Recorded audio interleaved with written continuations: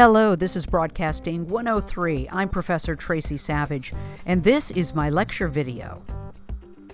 By the end of this week, you will have watched this lecture video on an announcing career, beginning an announcing career, and you'll take a short quiz on having an announcing career.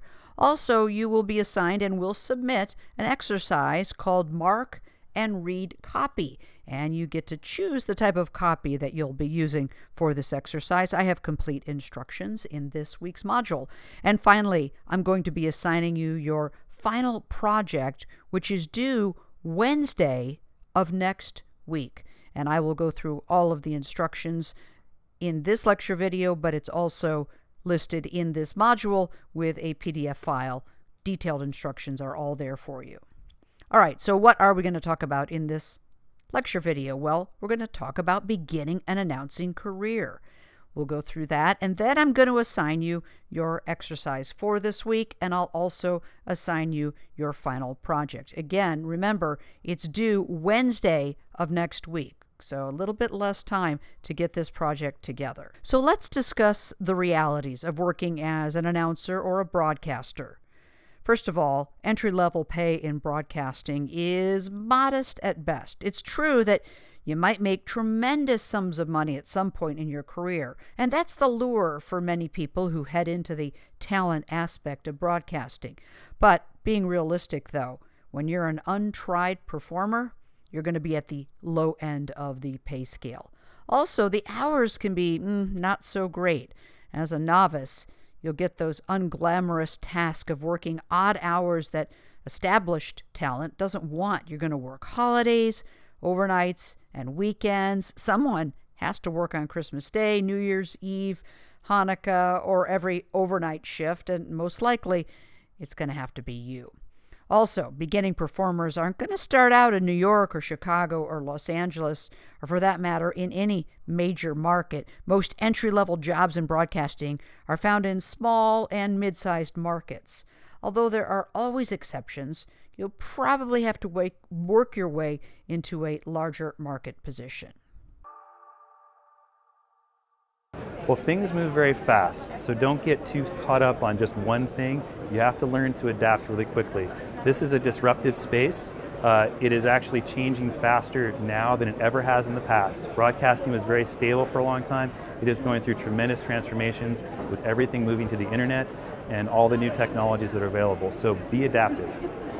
Well, I think one of the biggest challenges in today's industry especially is that it's fast moving, a lot of technology is coming in.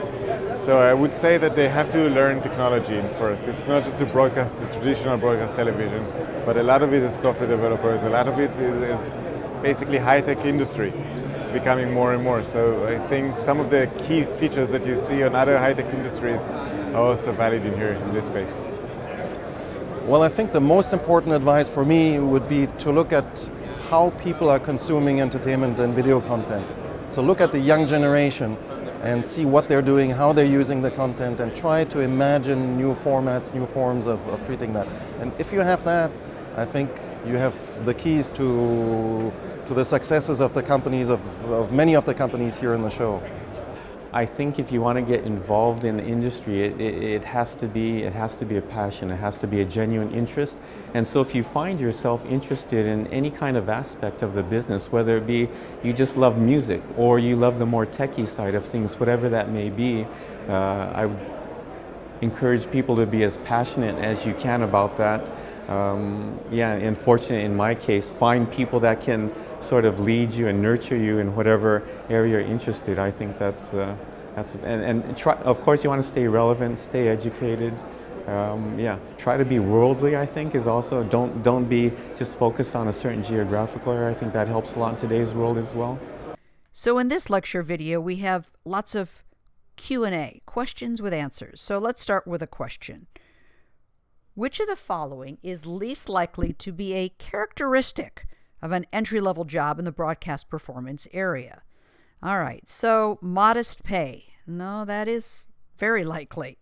Small market job position. That's also very likely. And odd working hours. Yeah, I just mentioned it's very, very likely. So what's the least likely thing?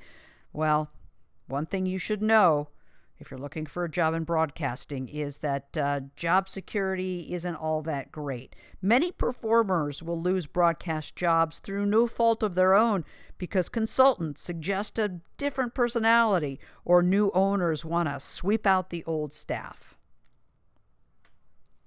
So that first job in broadcasting will probably be one of the hardest ones you'll ever secure. There's just a lot of competition for entry-level jobs, and the qualities that separate one candidate from another are often minor. So you're going to have to work hard and put yourself in the best possible light to stand out in the crowd and get a potential employer interested in you. To begin looking for a performance job, you're going to need the following key items. You got to have a resume, you got to have a cover letter, and you need to have a resume reel. Also, a good contact list doesn't hurt. The first tip that I would give would be never to give up. It's hard to land a job in television, especially if you want to be on air, because that's one of the places that everyone wants to be. Everyone, like I said, I think when you think about being a journalist, you only think about the on-camera jobs. If you want to be on air, never take no for an answer. That's what I think helped me. I would call up so many different news directors. I sent so many tapes out. And a lot of times people would say, Danya, you know, you've got potential. Now all you need is a job. And I'd be like, that's why I'm calling you, because I need a job. But I learned just never to take no for an answer, to just keep pushing. If someone said no, then I would go to the next person. If they said no, okay, let me move to a new city, and kind of just keep going until someone eventually said yes, and I landed my first job. So for young girls who are looking to be in journalism and to get their first job, don't take no for an answer. Keep pushing. Also, if you want to be a journalist, make sure that you watch the news, that you read different publications, the newspaper. Don't rely on Facebook and Twitter for your information. You have to have different avenues for information, and you have to be knowledgeable about different subjects. So make sure that you keep an open mind about what it is that you want to learn and the stories that you want to do. Here's another question. All of the following are common problems with resumes, except resumes that are too long. Yeah, that's a problem. People don't want to read long resumes. Resumes that contain distortions. Yeah, that can be a huge problem. Resumes that are too short. Well, actually, that's not a problem. It is a problem if that resume contains misspellings, but don't worry if your resume is not very long. So the answer here is C. If you're looking for your first job, you're not going to have an extensive resume, so a single page really should suffice. Don't make the beginner mistake of padding your resume with every possible thing you can think of. It should go without saying that this document should be typed and absolutely free from any mistakes. If you feel you do deserve a job, then put the appropriate effort into your resume. Whatever layout you select, make sure the layout is neat and easy to read. There's no real one way to do it, but use regular margins and spacing. You'll be judged as much as your resume presentation as you will on the information it contains. So, use conservative font. The font employed should be conservative like Arial or Times New Roman and sized 11 to 12 point. So what do you need to include in your resume? Well, definitely your basic information, your personal info like your name and address, phone number, and email. Make sure you employ a professional username, by the way, in your email. A general manager may not be comfortable responding to bigstud@aol.com. Also, you're going to need a website. It includes professional information and examples of your work. It's vital, and you usually need to put that in your resume. When putting together a resume, which type of information is most likely not included? All right, well, for modern resumes, the job objective, that's B, has been replaced by qualifications summary. So that's the answer, B. It's most likely not included. While the job objective statements only told what you wanted, such as an entry-level job position or room for advancement, the qualifications summary also tells what you can do for the employer. And it shouldn't be more than a few concise phrases or sentences, but it definitely replaces the old job objective. Your educational background should show academic work in reverse chronological order. If you've completed your undergraduate work, leave off your high school work. Highlight any honors or scholarships that make sure that you include what schools you've attended and when, your major field of study, and what degrees you've earned. If your grade point average was above 3.5, it might be worth to include it. If your educational background is not extensive, you might want to list some specific courses, especially those that make evident your broadcasting or communication skills. For many broadcast positions, your work experience is the most important section of your resume. List all your previous employers and dates of employment, and include job titles and duties and responsibilities. Work experience is normally given in reverse chronological order, so list your most recent position first. And do not forget, include working for campus media and internships and part-time jobs, especially if they're relevant to a broadcast position. Campus experiences such as internships and work with campus media should be omitted from the work experience section of your resume because they're not real work that you were paid to perform. Well, the answer to this is false. Absolutely include them. Campus work experience is very important and should be in that resume. The best way to handle references on a resume is to simply put down that references are available upon request. This is false. While some feel it's not necessary because it'll be assumed that you have them, in a survey of about 15 news directors, they all felt they should be included. It alleviates the work of calling you back if they want to see them before you're interviewed. So regardless of your decision, make sure you do, in fact, have 2 or 3 names ready to supply if you're asked for them. You should be able to give your potential employer the name, business address, phone numbers, and email addresses of people who have agreed to supply a reference on your behalf. Make sure that you've talked with your references in advance and that they are both willing and qualified to speak positively about your character, work habits, and abilities.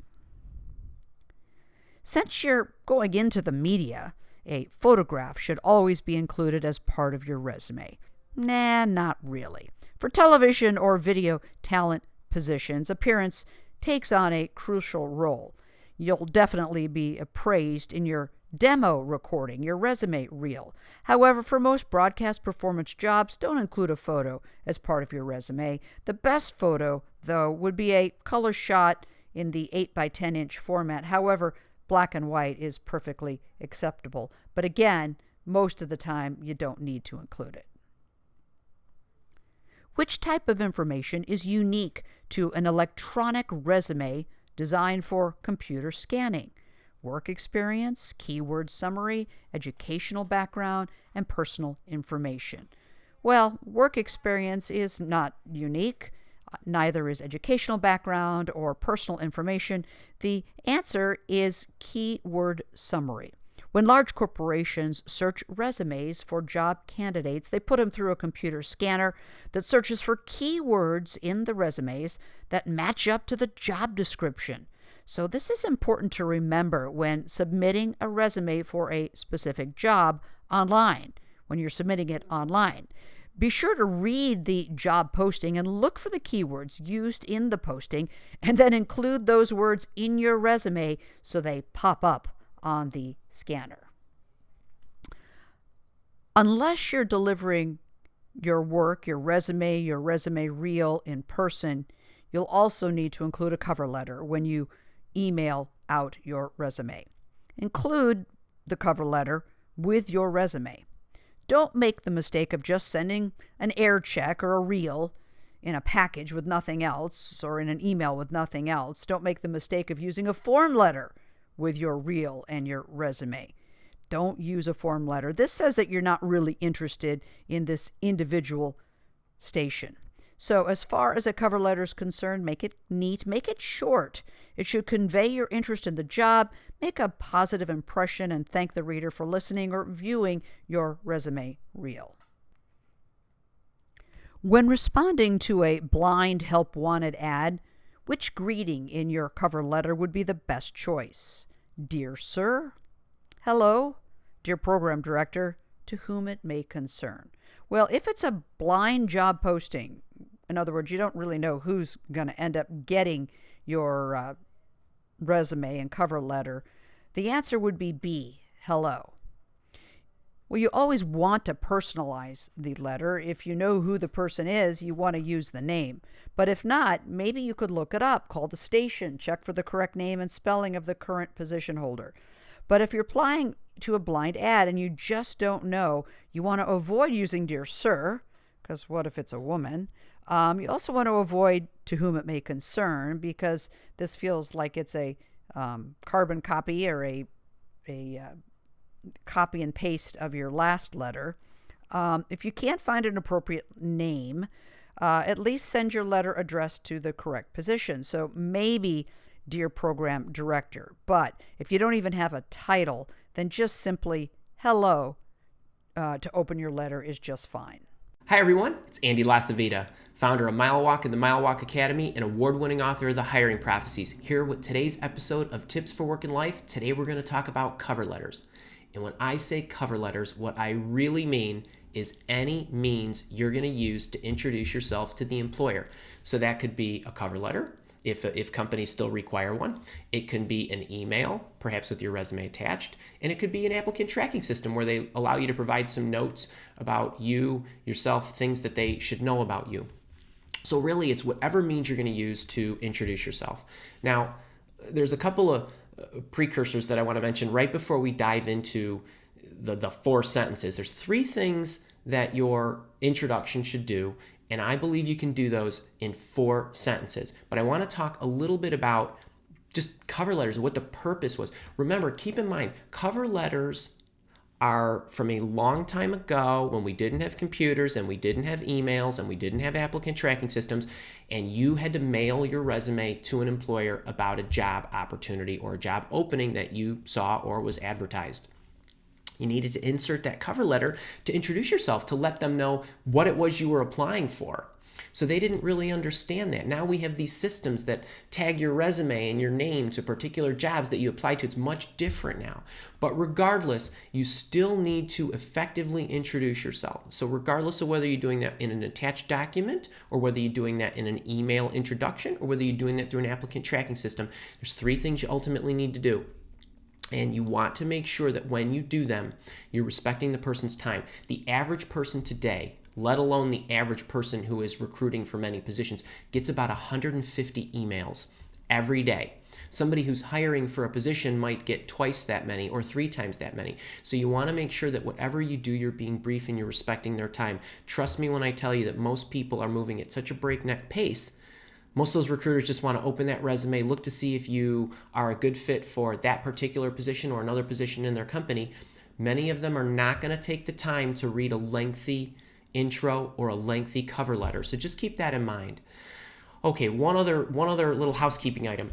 I talked a few weeks ago about how to build your ultimate professional resume. If you haven't seen that episode yet, check it out on my blog. I've put the link down in the notes, but there's some good tips and tricks and formatting items that I addressed in that particular lesson or episode that I think is going to be really helpful for you to understand as we talk about these 4 sentences that you need to do. So the first thing, how to address that intro. Dear whoever it is, and I know there are many ways you can figure out who that is, or dear sir or madam, or to whom it may concern, or whatever intro you are comfortable using. I'm writing to inquire about the opening for. So now you're telling them exactly why you're inquiring. It's just 1 sentence, period. That's it. Let them know why. Go to the next break, make a new paragraph so that they now can get the meat and potatoes. This is the what you offer and why you're qualified. And I would just say that I offer X years of experience in whatever your specialty is, and which make me a strong candidate for this opening. That's obviously your opinion, but I think it's a nice way to collect that and give them some insight that you do believe you are a strong candidate. They want to hear that. Then what I would do is I would just add one more sentence in that paragraph and just say the top portion of my attached resume highlights my career profile and 3 significant accomplishments that are also in alignment with this position. Now what you're doing is you're creating intrigue. You're telling them exactly where they can find the information that they need in order to know whether or not you'd be a good candidate, and it won't take them very long to see it. And then I would make a break, and then the last little sentence I would make is, I'd welcome the opportunity to speak with you if you feel I'd be a strong candidate for this or any position in your organization. It's extremely important that you add the any other position in your organization. People need help with how to think these days. Everybody is moving so quickly. It's not because they're not smart, but you just want to make sure that they recognize that, number one, you're open to it, and number two, that they should be thinking that way. You don't want them to just open your resume, look at it, and say, he or she's not a fit for the position that they applied for. You want to remind them to make sure that they think about all positions in their company. It may sound very obvious, it may sound like common sense, but when you're moving so quickly, it's not always common practice. Okay, so there it is. I'm writing to inquire about what the position is. I offer X years of experience. I have strong these skills. Top portion of my resume highlights my career profile and my significant accomplishments, which put me in alignment with the position. I'd welcome the opportunity, and so on. Now, one other thing you might be thinking, why not put those highlights and that detail in the cover letter? The cover letter's purpose, it should be brief. It should tell them why and why you're qualified, but you want to create intrigue. You ultimately want to get them to open your resume. Most of them are going to be inclined to do that anyway. So you don't need to give them more in the email. You don't want them to see this much. So I recommend reserving that for the resume. Perhaps you put 1 significant accomplishment, but I think you can do this in 4 sentences, 5 at the very most. Which technique should you allow when producing an audition recording for a radio DJ position? Cherry pick only your best breaks, which is your on-air recordings. Begin with a newscast to show you can read more than just those one-line cards, liner cards. Send out your demo as inexpensively as possible because you'll be sending out a lot of them. Send out a 3 to 5 minute telescoped version of an actual on-air performance. Well, that is your answer. Your answer is D. So what is a telescoped version? Well, a telescope version is you basically take your entire air check or your entire 30-minute performance and just chop it down. Keep it short, 3 to 5 minutes at most, and cut out anything extra. You just want just to hear you. You should put your audition demo onto a CD, or send it out as an MP3 or a WAV file or some other common audio format. That is currently the best method. So a demo recording for radio is definitely a telescoped air check. So the audition should be telescoped. That means just condensed, because the program director doesn't want to hear the music or spots that you didn't produce, the commercials you didn't produce. Edit most of it out, leaving just enough to get the feel of that on-air recording that leads into or follows the music. The best air check is a recording of an actual on-air broadcast. You can do that if you currently are on air, but if you're a beginner, you may have to fake it a little bit. That's right, beginners may need to simulate an on-air performance. The key here is that you record your whole performance in real time. Then you telescope it, basically just cutting out the parts you want to use. Don't cherry pick just the best parts. Most program directors want to hear consecutive breaks. Don't just pick out the best breaks and leave out the others. The most important point about a demo is that you'll only have maybe 15 to 30 seconds to capture the interest of the listener. So make that first break, that first on-air performance your best, because you got to dazzle them immediately. When preparing an audition recording for television, you should A, save your best work for the end of the reel, make the demo reel no longer than 10 minutes, include samples of many different types of work like news and interviews and sports and weather and commercials, include complete programs. Well, the answer is B. Make it no longer than 10 minutes. Less is better. So a TV reel can be a little longer than an audio reel. It's a compilation of your work. And so, yes, it can be a little longer, but really about 6 to 8 minutes is long enough. Always start with your best work. Rule of thumb, assume that you'll have about 30 seconds or less to impress the viewer of your audition. So don't use an on-camera biography where you appear on screen and say something like, "Hi, I'm Tanya Television and I really want to work for your station." No, don't do that. Instead, put down a simple slate at the beginning of the recording, basically a graphic with your name and your address and telephone number and email address. Is good insurance in case your reel gets lost or maybe the news director doesn't know how to reach you. Begin with a montage of 3 to 5 different active kind of on-air stand-ups. Here's where you can show your creativity. Then include 2 to 3 complete news stories that show your storytelling ability, your editing skills, and how well you can match narration with video. Always check every recording you make before you send it out to make sure that you have good audio, lighting, and other production values. There's no point in sending out a poor quality demo recording. It'll just be thrown away with little consideration. So you made the right contact. You found an open position that you'd really like to have. You sent out a cover letter and a resume and an audition recording, a resume reel, and you've been asked to come for a job. Now what?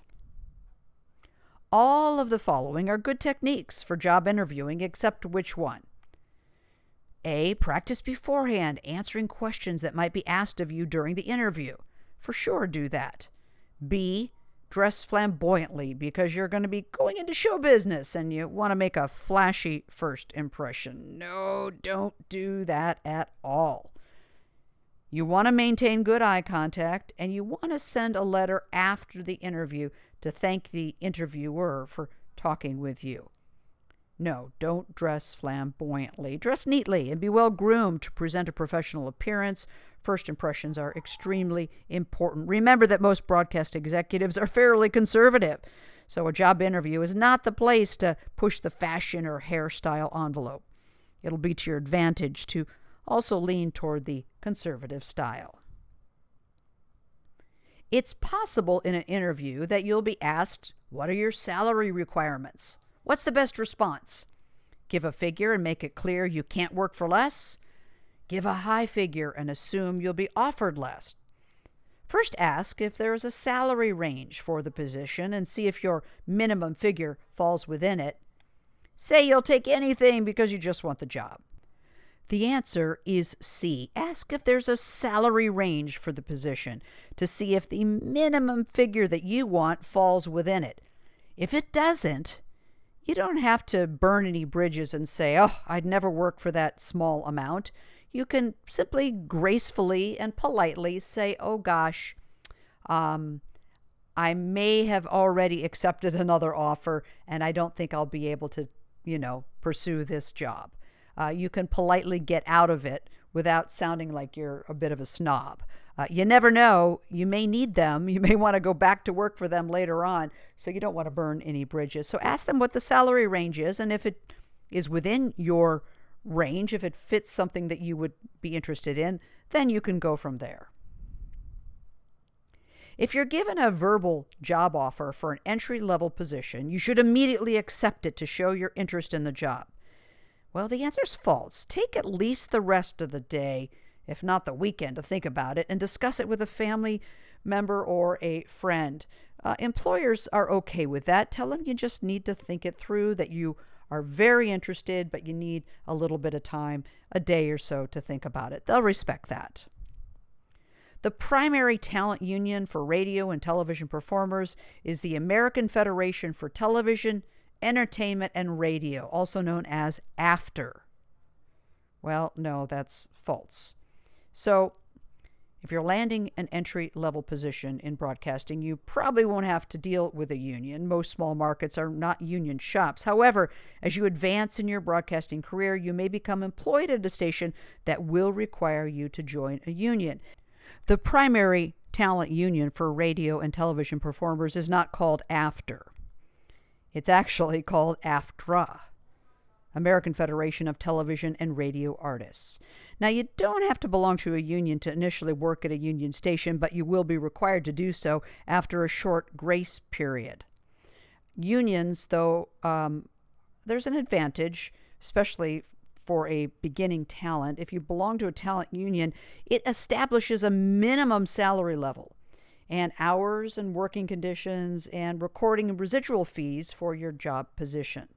The disadvantage of joining a union is you got to pay union dues and being fairly restricted in what you can and can't do at the station because of specific job duties that are outlined in the union contract.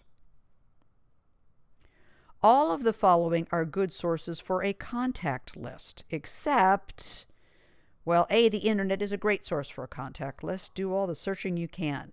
Guest speakers from your classes in college, yeah, that's terrific. Talk to them, ask them for their phone number, and see if they can refer you to any other people in the industry. Trade publications are also a great way to get names for people in the industry. How about an agent? Well, not really, because, well, they charge money.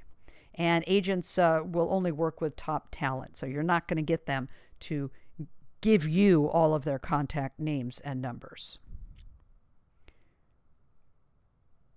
Which of the following statements about losing a broadcast job is true? A, now that you've had some experience, it'll be relatively easy to find another broadcast position. B, if you have a contract with a non-compete clause, you'll not be able to take another broadcast job until the contract expires.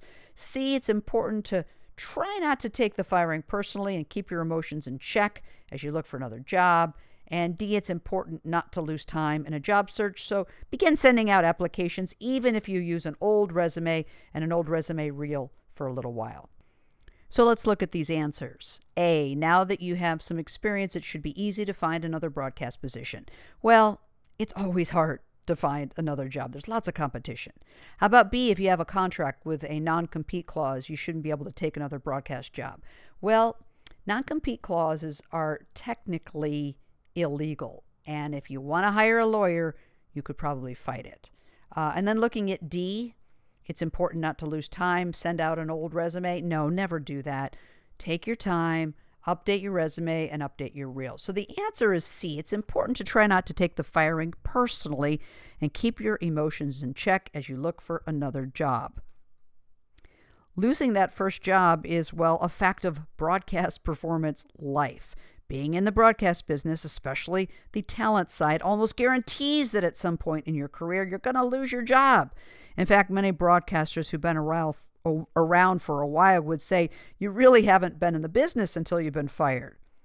Broadcast performers live a precarious life. There's format changes that result in different talent requirements. New station owners bring in new personnel, or ratings fall, leading to on-air changes. The end result is that dismissals are inevitable, and losing a job in this business seems to come with the territory. And fortunately, getting fired in broadcasting, getting canned, does not carry the stigma that it does in other fields.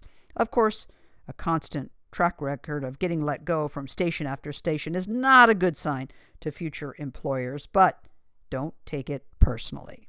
So when you went to Baltimore, you went initially to be an anchor woman, Mm-hmm. and then it didn't quite work out.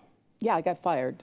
Well, demoted. You got demoted, but they didn't. They had a contract, Yeah. so they didn't say goodbye.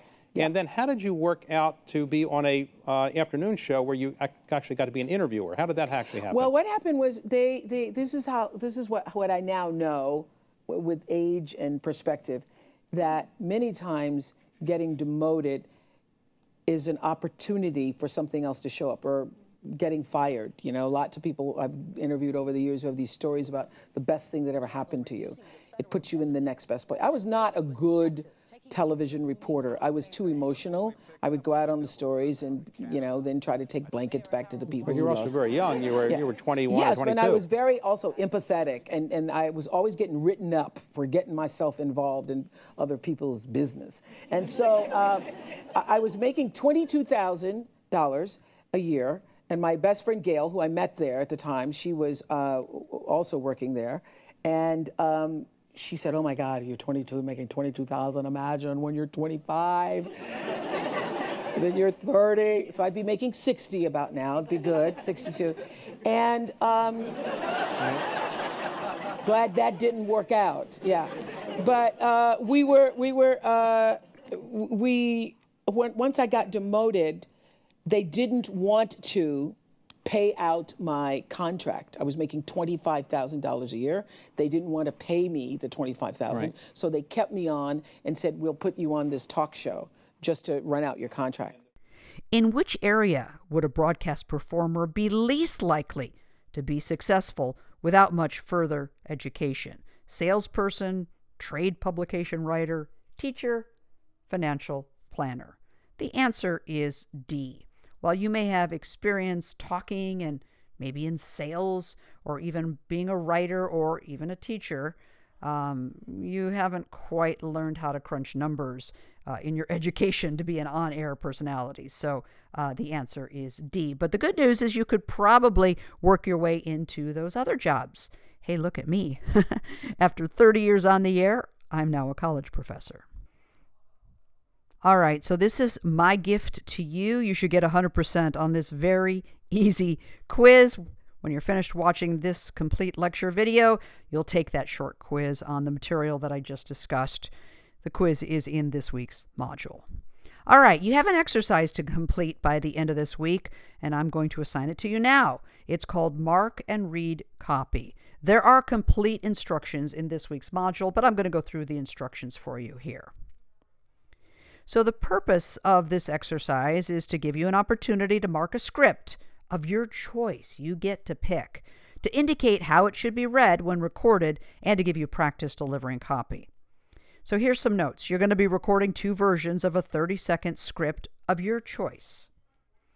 You may do the recordings on a Zoom or a smartphone recording app in the MP3 format, or you may record your work directly into the Canvas Dropbox using the Record Media option. You can read any type of copy, including news, hard news, feature or entertainment news, sports, commercial advertising, a 30-second commercial, or a public service announcement. You get to pick whatever you feel most comfortable delivering. You can use. All right, so how do you do this project? Well, you decide what type of copy you want to deliver. Search the internet for copy to create a 30-second script, a script with 30 seconds worth of audio material.